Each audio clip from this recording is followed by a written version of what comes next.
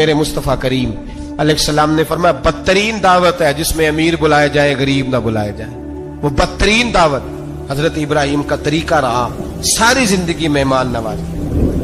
ایک وقت ایسا آیا کہ اللہ تعالیٰ نے حضرت ابراہیم کو بہت زیادہ مال عطا فرمایا، اتنے اونٹ گنے نہیں جاتے، گائیں اتنی زیادہ کہ شمار نہیں ہوتی، بکرے بکریاں اتنی زیادہ کہ شمار، بہت زیادہ مال اللہ نے عطا فرمایا۔ اور ابھی کچھ عرصہ پہلے آپ پیچھے جائیں نا تو جو لفظ مال تھا وہ روپے پہ تو بولا ہی نہیں جاتا تھا، وہ جانوروں پہ بولا جاتا تھا۔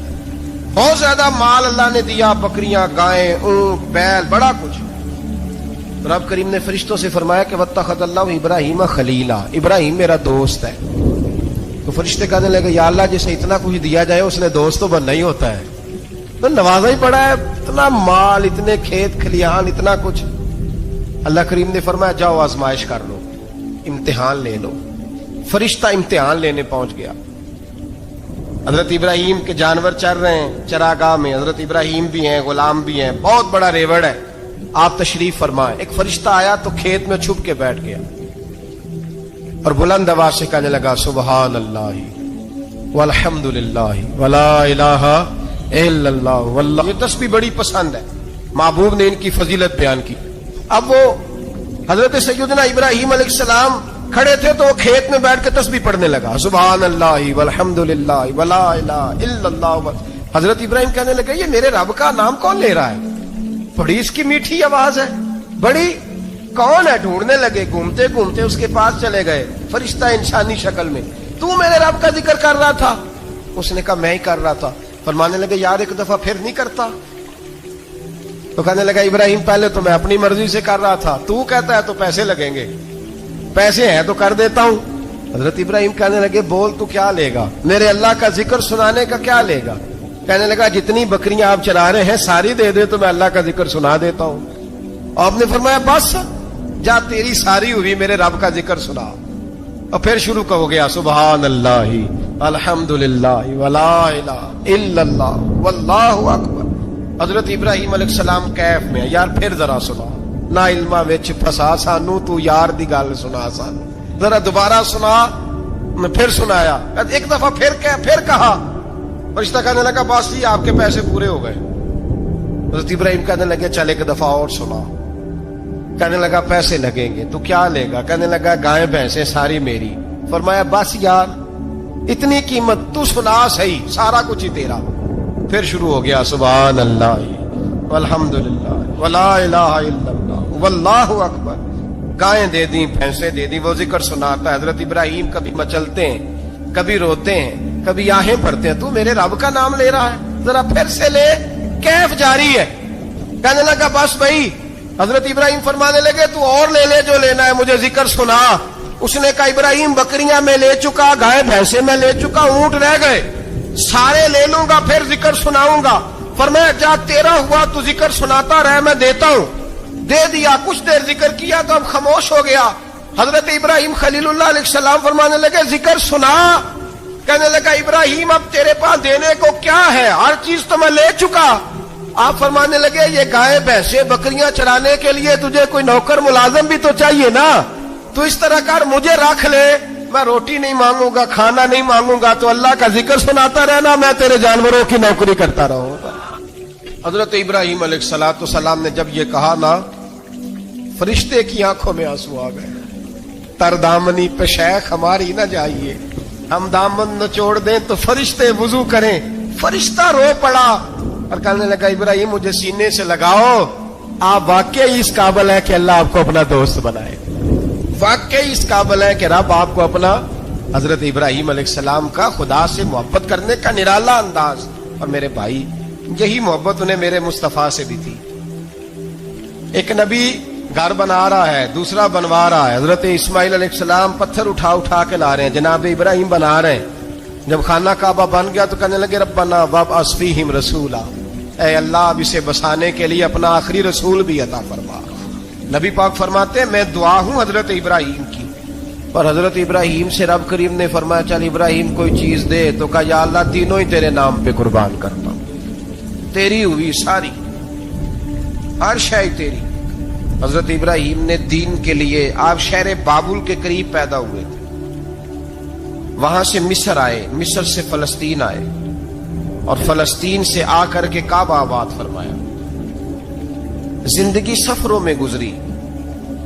سفر ایک تکلیف والی چیز ہے، پر حضرت ابراہیم نے وطن چھوڑ دیا، گھر چھوڑ دیا۔ جان بڑی عزیز ہوتی ہے، تو حضرت ابراہیم نے جب دین کے لیے نکلے تو جد و جہد کی، گھر کے اندر بھی گھر کے باہر بھی۔ آپ کے والد کا نام طارق ہے، وہ توحید پرست تھے، ایماندار تھے، پرہیزگار تھے۔ آپ کے چچا کا نام آزر ہے، وہ بت پرست تھے، بت بیچا کرتے تھے۔ حضرت سیدنا ابراہیم علیہ السلام جب میدان عمل میں نکلے تو حضرت ابراہیم علیہ السلام نے اپنے گھر سے جہاد شروع کیا۔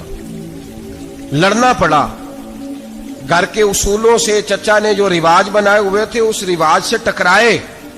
فرمایا میں اپنے گھر کے اندر یہ بت پرستی نہیں ہونے دیں گا۔ چچا کو ایک دفعہ نہیں، بار بار 100 دفعہ سمجھایا۔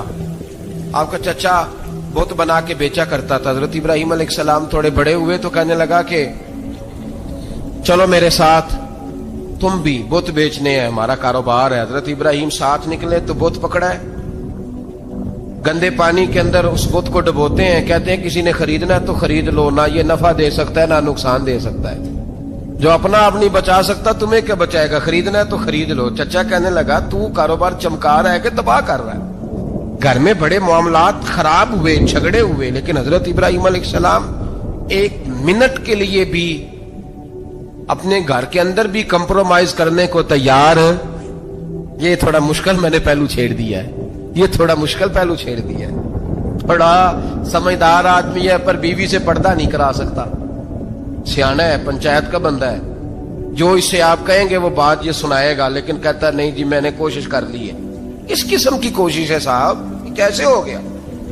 حضرت ابراہیم علیہ السلام نے گھر کے اندر سے فرمایا نہیں کرنے دوں گا، گھر کے اندر بھی ٹکرائے۔ فرمایا تم جو بھی ہو، پاش پاش کیا چچا کے اصولوں کو، اور باہر جب نکلے تو صرف علاقے کے چیئرمین سے نہیں ٹکرائے، ایم پی ایم این اے وزیر مشیر سے نہیں ٹکرائے، سپر پاور نمرود دنیا کا واحد حکمران تھا اس وقت، دوسرا کوئی حکمران ہی نہیں تھا، اکیلے حکمران سے جا کر ٹکرائے۔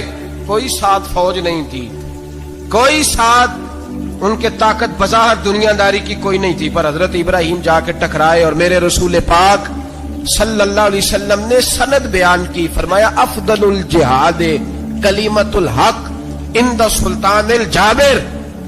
فرمایا سب سے افضل جہاد یہ ہے کہ تو ظالم بادشاہ کے سامنے کھڑے ہو کے حق بات بیان کر دے، یہ سب سے بڑا جہاد ہے، یہ سب سے افضل الجہاد کلمۃ الحق عند سلطان الجابر، سب سے بڑا جہاد۔ حضرت ابراہیم کھڑے ہو گئے، سپر پاور سے ٹکرائے۔ یہاں ہم لوگ حکمتوں کا شکار ہیں، دیکھیں گے، کریں گے، سوچیں گے، اور مولوی صاحب کو ویسے کہتے ہیں آپ پرہیز کریں سیاسی باتوں سے۔ بھئی اللہ کے ہر نبی نے جا کے وقت کے ظالم حکمران کو لتاڑا ہے، للکارا ہے، یہ تو مشن انبیاء ہے۔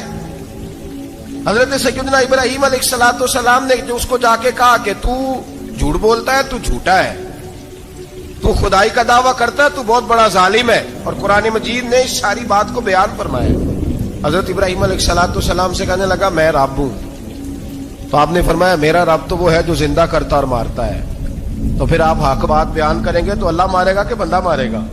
کچھ بھی نہیں ہوتا، کیونکہ زندگی موت کس کے ہاتھ میں ہے؟ اللہ کے ہاتھ میں۔ زندگی موت اللہ، کچھ بھی نہیں ہوتا۔ انسان صحیح سمت کا تعین کرے اور صحیح چلے۔ حضرت علی شیر خدا سے کسی نے کہا تھا کہ آپ کے بڑی دشمنی ہے، کوئی محافظ رکھ لیں۔ آپ فرمانے لگے موت خود بہت بڑی محافظ ہے، وقت سے پہلے آتی ہی نہیں، بڑی محافظ ہے وقت سے پہلے۔ علامہ نورانی رحمت اللہ تعالی علیہ کراچی جیسے شہر میں رہا کرتے تھے، جہاں گام گام پہ خطرہ تھا۔ لوگوں نے کہا حضرت اتنے بڑے لیڈر ہو، آپ کی جماعت کی 62 سیٹیں ہوئی قومی اسمبلی میں، ایک ایسا وقت بھی آیا تو کوئی ایک آدمی بندوق والا۔ آپ فرمانے لگے مجھے ضرورت ہی نہیں، اس لیے کہ جس خدا رسول کے لیے میں نکلا ہوں وہ خود ہی حفاظت کرنے والے ہیں، ضرورت نہیں ان چیزوں۔ تو بھائی حضرت ابراہیم ٹکرائے، اور آپ کا انداز کیا ہے؟ جا کے کہا کہ تو نہیں، خدا وہ ہے جو زندہ کرتا اور اس نے ایک بیوقوفوں جیسی دلیل دی. ایک آدمی کو کل پھانسی دینی تھی تو اس کو بلایا, کہنے لگا تجھے کب پھانسی ہے؟ اس نے کہا کل. کہنے لگا جا تجھے آزاد کیا, زندگی دی, اس کو چھٹی دے دی. ایک عام آدمی بیچارہ بیٹھا تھا, اس کو پکڑ کے نا کہنے لگا اس کی گردن اڑا دو.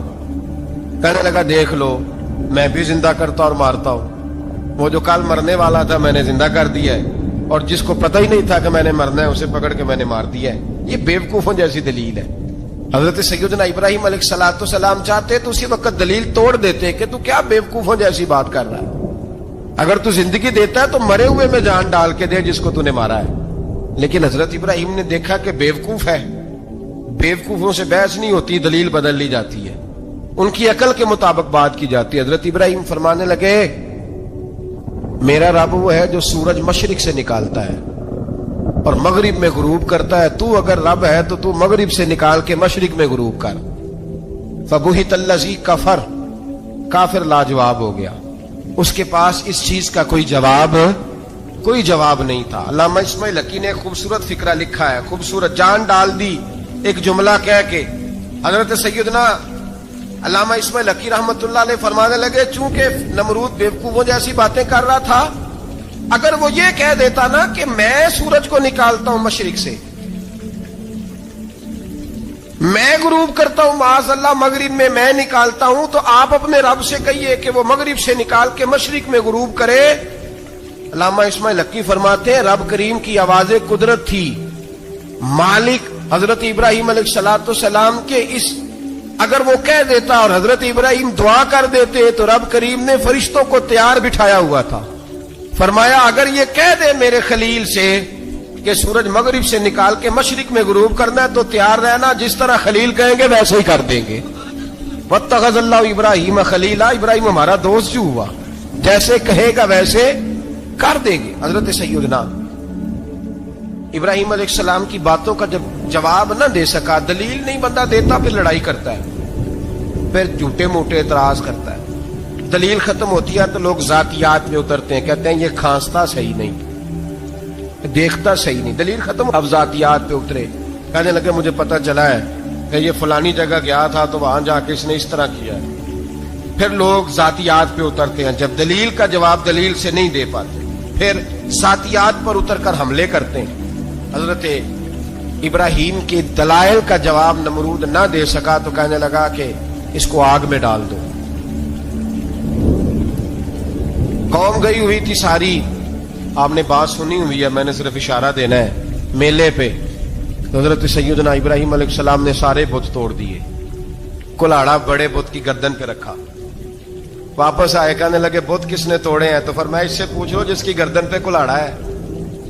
کہنے لگے یہ تو بول ہی نہیں سکتا. تو فرمانے لگے بڑے بیوقوف ہو, جو بولتا ہی نہیں, سنتا ہی نہیں, اپنا آپ نہیں بچا سکتا, اس کی پوجا کرتے ہو. کہنے لگے پکڑو, دلیلیں ختم ہو گئی, اس کو آگ میں ڈالو.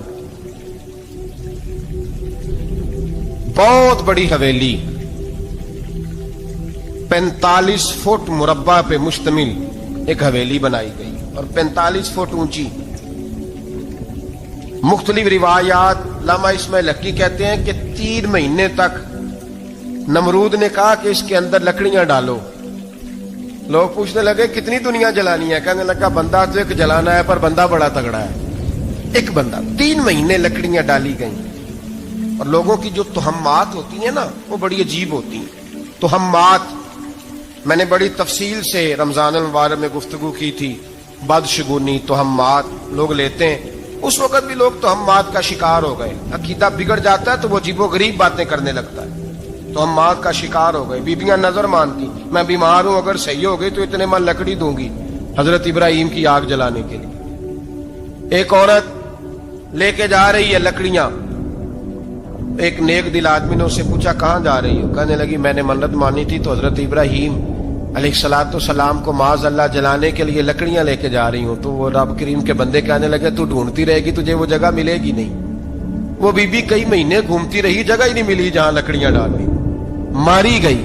تہمات کا شکار ہوئے بہت سارے لوگ. تہمات کا بھائی, تہمات دین کے اندر منع ہے. تہمات دین میں کوئی نظر ماننا, کوئی کسی بزرگ کے مزار پہ جا کے سالے ثواب کے لیے کوئی چیز ماننا, یہ تو درست ہوا.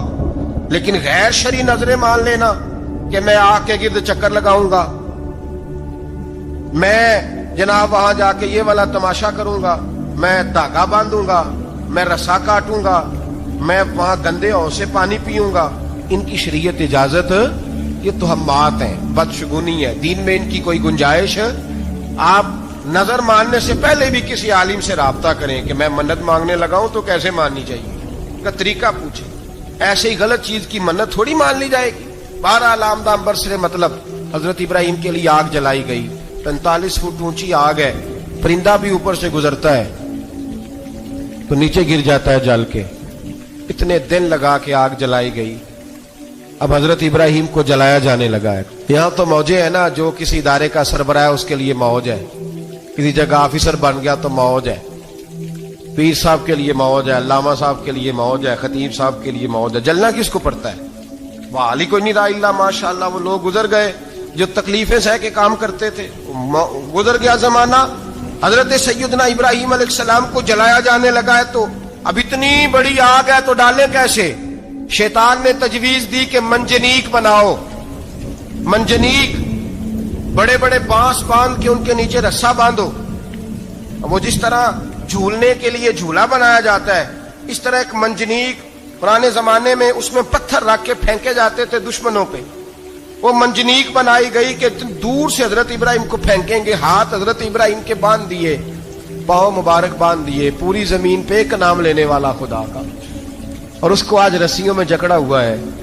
جب پھینکا جانے لگا نا آگ میں تو حوریں رونے لگی، فرشتے تڑپنے لگے، اے اللہ یہ کیا ہونے لگا ہے؟ ایک تیرا خلیل اور وہ بھی آگ میں۔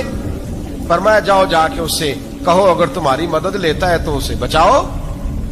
ہوا کا فرشتہ آیا، کہا ابراہیم اگر تو کہے، او بھائی ان چیزوں کو کہانی سمجھ کے نہ سنا کریں، یہ داستان نہیں، یہ وہ طریقے ہیں جو ہمارے رسول نے ہمیں اپنانے کا حکم ارشاد فرمایا ہے، جو عقیدے، یہ وہ نظریات ہیں جو ہمیں اوڑھنے کو کہا گیا، اپنے رب کریم کی رضا پہ راضی رہنے کے یہ وہ خوبصورت مواقع ہیں صوفیاء نے جن کو بنا کر سمجھا کر ہم تک پہنچایا ہے۔ یہ ہے اہل طریقت کی باتیں، وہ کہتے ہیں یار جس حال میں رکھے راضی رہنا ہے۔ حضرت ابراہیم علیہ السلام کو پھینکا جا رہا ہے، فرشتہ آیا، اے اللہ کے خلیل اگر حکم دو تو اتنی ہوا چلاؤں کہ نمرودی جل جائے سارے، آگ ان پہ پھینک دی جائے۔ آپ نے فرمایا تو جا، تجھ سے مجھے کوئی کام نہیں۔ تھوڑی دیر کے بعد پانی کا فرشتہ آیا، کہا حضور اتنی بارش برساؤں گا کہ آگ بجھ جائے گی۔ فرمایا تو جا، تجھ سے کوئی کام نہیں۔ اب جب منجنیق میں رکھ دیے گئے، آگ میں جانے کا لمحہ ہے، تیاری ہے، حضرت جبریل امین حاضر خدمت ہوئے، کہا ابراہیم کوئی حاجت؟ فرمایا تجھ سے کوئی نہیں۔ کہا چلو مجھ سے نہیں تو رب کریم سے ہی بات کر لو، مجھے پتا ہے میں چھوٹا ہوں، آپ مجھ سے مدد کیوں لوگے، رب کریم سے ہی بات کر لیں۔ تو حضرت ابراہیم کہنے لگے جبریل یہ بتا، رب کو نہیں پتا اس کا خلیل کس حال میں ہے، اسے نہیں پتا میں کس حال میں ہوں، میرے ہاتھ بندھے ہیں، پیر بندھے ہیں آگ میں، اسے نہیں پتا، بتایا تو اسے جاتا ہے جس سے خبر نہ ہو۔ تو اگر اسے پتا ہے، اگر وہ جلانے پہ راضی ہے تو میں بھی جلنے کو تیار ہوں، میں تیار ہوں، میں تیار ہوں، اسے کہو ٹھیک ہے۔ حضرت سیدنا ابراہیم علیہ السلام کو منجنیق میں ڈال کے جو پھینکا آگ میں، یا نار کونی بردم و سلاما علی ابراہیم، اللہ نے فرمایا اے آگ میرے ابراہیم پہ ٹھنڈی بھی ہو جا اور سلامتی والی بھی ہو جا۔ حضرت ابراہیم کو دو فرشتوں نے بٹھا دیا زمین پہ، پھول کھلے ہیں، کونپلیں مہک رہی ہیں، کلیاں خوشبو دے رہی ہیں، حضرت ابراہیم نے سر سجدے میں رکھ دیا، سبحان اللہ والحمد للہ ولا الہ الا اللہ واللہ اکبر۔ حضرت ابراہیم اللہ کی تسبیح پڑھنے لگے، رب کریم کا شکر بجا لانے لگے۔ نکلے وہاں سے، کچھ دن گزر گئے، نکلے، حکم ہو گیا ابراہیم علاقہ چھوڑ دو۔ حضرت ابراہیم علیہ السلام وہاں سے نکل کے مصر آئے، چچا کے پاس ٹھہرے، انہوں نے اپنی بیٹی جناب سارہ کا نکاح کر دیا۔ کچھ آگے بڑھے تو ایک ظالم بادشاہ سے ٹکرائے، اس نے ایک شہزادی، ایک بادشاہ کی بیٹی قید کی ہوئی تھی، جناب ہاجرہ نام تھا، ان کو قید سے چھڑا کے ساتھ لائے۔ حضرت لوط علیہ السلام بھی ساتھ، یہ 4 لوگوں کا قافلہ چلا، فلسطین میں جا کے پڑاؤ ڈالا، گھر بار چھوڑا، تبلیغ شروع ہوئی۔ حضرت ابراہیم کے گھر میں 2 خواتین ہیں، ایک آپ کی بیوی ہیں، ایک حضرت ہاجرہ ہے، اولاد کوئی نہیں۔ बड़ा मेवा है मीठा। घर वही आबाद होता है जिसमें बच्चे रोते हैं। घर होता ही वो है जिसमें बच्चों की चंचनाहट होती है, भिन बनाहट होती है। हजरत इब्राहिम ने एक बच्चा रोते हुए देखा तो आंखों में आंसू आए, कहने लगे रब्बी हबली मिनस सालिहीन, या अल्लाह मुझे भी नेक औलाद अता कर दे। हजरत सारा ने सुन लिया, कहने लगी इब्राहिम शायद मेरे बतन से तो आपको नसीब नहीं, हाजरा से निकाह कर लो। नाबे हाजरा से निकाह हुआ। अल्लाह तो बड़ा बेनियाज है। रब करीम ने हजरत इस्माइल जैसा खूबसूरत बेटा अता फरमाया। बेटा काला स्याह भी हो तो सीने की ठंडक होता है, पर यह तो वो बेटा है जिसकी पेशानी में नूरे मुहम्मदी चमकता है सल्लल्लाहु अलैहि वसल्लम। हजरत सैयदना इस्माइल इतने खूबसूरत। अब जिस बीवी के यहाँ बेटा था, बैठना उठना भी ज्यादा उसके पास, आना जाना भी उसके पास, तवज्जो उधर हो गई। जनाबे सारा रश्क करने लगी। एक दिन कहने लगी इसे छोड़ आ जंगल में, बाद ये गैर ज़ीज़र मक्के के पास। भाई एक बेटा आलमे दीन बना लो। कहने लगा रोटी कहां से खाएगा? तेरे 5 बेटे हैं, को हाफिज़े कुरान बना, कहते रोटी कहां से खाएगा? वो बच्चा भी कहता है मैं कहां से खाऊंगा। हजरत इब्राहिम अलैहिस्सलाम तो चंद महीने का बच्चा छोड़ आए, तो कहां से रोटी खाई हजरत इस्माइल ने? कहां से खाई उनकी अम्मा ने रोटी? भूखे मर जाते हैं ये सारे। मैं बड़ी जिम्मेदारी से कहा करता हूं कि जितनी खूबसूरत रोटी अल्लाह करीम दीन के खादिमों को अता करता है शायद किसी और के नसीब होती हो, लेकिन हम लोग तवज्जो ही नहीं कर रहे। हमारा ज़ौक़ ही नहीं बन रहा। हम ये मेहनत ही नहीं कर रहे कि कौम को मुस्तनद उलमा की जरूरत है। इलाकों के इलाके खाली हैं, इधर हमारा मिजाज ही नहीं बन रहा, तवज्जो ही नहीं दीन की खातर। और फिर चले बच्चे तो बात की बात है ना, जो अभी खुद जवान है वो भी तो ये दुआ। एक साहब मुझे कहने लगे मैं दुआ मांग रहा हूं अल्लाह मुझे बेटा दे तो मैं उसे दीन पे लगाऊंगा। तो मैंने कहा आप भी बूढ़े नहीं हुए, आप खुद ही लग जाए। बेटा तो अभी आएगा तो लगेगा ना, तो आप तो इस वक्त है तो आप तो पहले लगे ना साहब। 2 घंटे तो निकाल के आए, दीन सीखने को काफी है। आप इतनी लंबी सोच रहे हैं कि बच्चा आएगा तो बड़ा होगा तो वो जाएगा तो देखी जाएगी। अभी तो आप हैं तो आप तो आओ। हजरत इब्राहिम ने बच्चा वहां छोड़ा।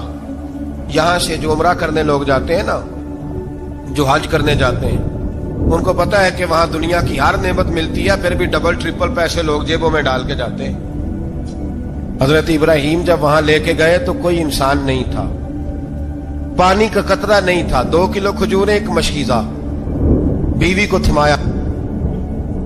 हमारे घर में हजारों चीजें पड़ी हैं, लेकिन वो जो तवक्कुल है ना वो खत्म हो गया है।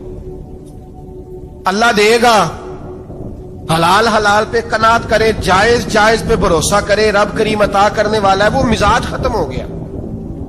हजरत सैयदना इब्राहिम अलैहिस्सलाम 2 किलो खजूरें, एक मिशकीजा पानी का दे करके और वहां बिठाया आपने अपने बच्चे को और अपनी ज़ौजा जनाबे हाजरा को, और बिठा करके ये वापस पलटने लगे तो हजरत हाजरा सलामुल्लाह अलैहा ने आवाज दी, कहा इब्राहिम किसके सहारे पे छोड़ के जा रहे हैं? जहां आबे जमजम का कुआं है ना, जो लोग गए हैं इन्होंने सफा मरवा की सही की है, सफा मरवा से बाहर निकले ना, सरकार की विलादत का मकाम है, उस जगह पे आबे जमजम का कुआं था।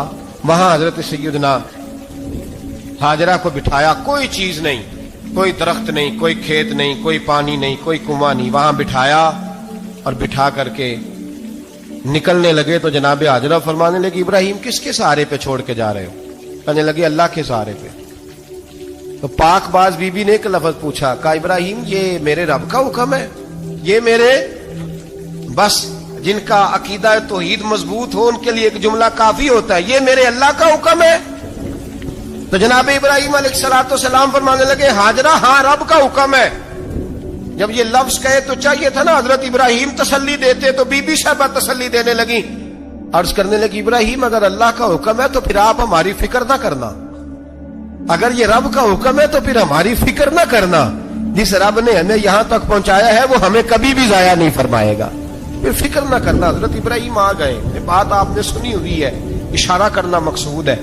13 साल में चले मान भी लिया जाए बाज रिवायात की रोशनी में कि आते जाते भी रहे, लेकिन मुकम्मल देखभाल अपने बच्चे की परवरिश में पूरा हजरत इब्राहिम अलैहिस्सलाम का किरदार, सारा किरदार मां का था। मैं जब खवातीन के बारे में कोई बात करता हूं तो मैं आपको अक्सर कहता हूं कि ये सिर्फ बीवी के लिए हुक्म नहीं होता, ये ट्रेनिंग बेटी को देनी है और बहन को देनी है। یہ تربیت کریں اپنے گھر میں. میں تجربے کی روشنی میں یہ بات عرض کیا کرتا ہوں کہ بھائی بچے باپ کے فرما بردار اس وقت ہوتے ہیں جب اماں انہیں باپ کا فرما بردار کرتے ہیں, اور بچے باپ کے نافرمان بھی تب ہوتے ہیں جب اماں انہیں باپ کا.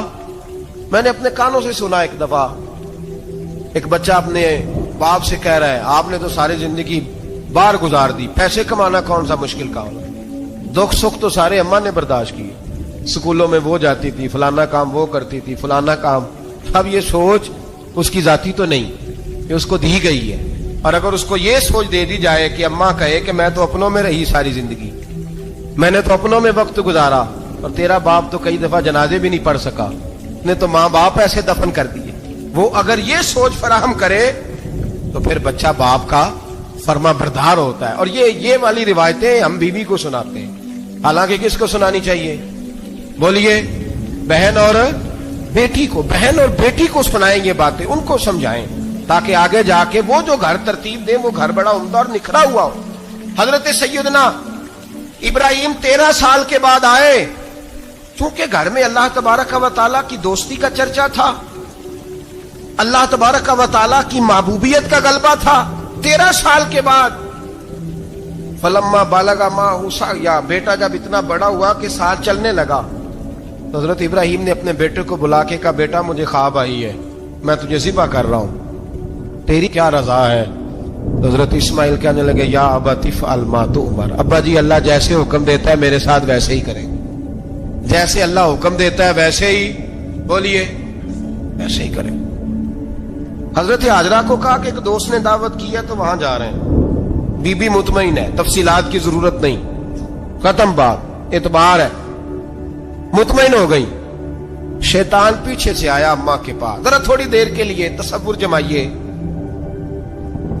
یہاں تو پڑوسن آ کے کوئی بات بتا دیتی ہے خاوند کے بارے میں تو کئی مہینے جھگڑا جاری رہتا ہے, پڑوسن محلے دار. شیطان نے آ کے بتایا لفظ کیا ہے, کہا حاجرہ تمہیں پتا ہے کہاں جا رہے ہیں؟ کہا دوست کی دعوت میں. تو کہنے لگے دوست کون ہے؟ رب کریم. اور ابراہیم کا خیال ہے کہ اس رب نے مجھے حکم دیا ہے کہ میں ذبح کروں. تو حضرت حاجرہ کہنے لگی کبھی باپ بھی بیٹا ذبح کرتے ہیں؟ شیطان کہنے لگا ان کا خیال ہے کہ ان کے رب نے حکم دیا ہے. جناب حاجرہ فرمانے لگی اگر رب نے حکم دیا تو پھر تو مجھے شیطان لگتا ہے, تو مجھے شیطان لگتا ہے.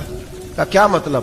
فرمانے لگی اگر رب کریم کا حکم ہے تو میرے پاس ایک اسماعیل ہے, اگر 1000 بھی ہوتے میں سارے اللہ کے راستے میں پیش کر دے دیتی. مالک کا ہی تو ہے سارا کچھ, اسی کا ہے, اس میں لیت اللہ کی کیا گنجائش؟ حضرت سیدنا ابراہیم علیہ الصلوۃ والسلام نے بیٹے کے حلق پہ چھری رکھ بھی دی اور چھری چلا بھی دی, رکھ بھی دی, اور وہ تو اللہ کریم نے فرمایا یا ابراہیم قد صدقت الرؤیا, ابراہیم تو نے خواب سچا کر دکھایا, وہ قیامت تک تیرا نام رہے گا.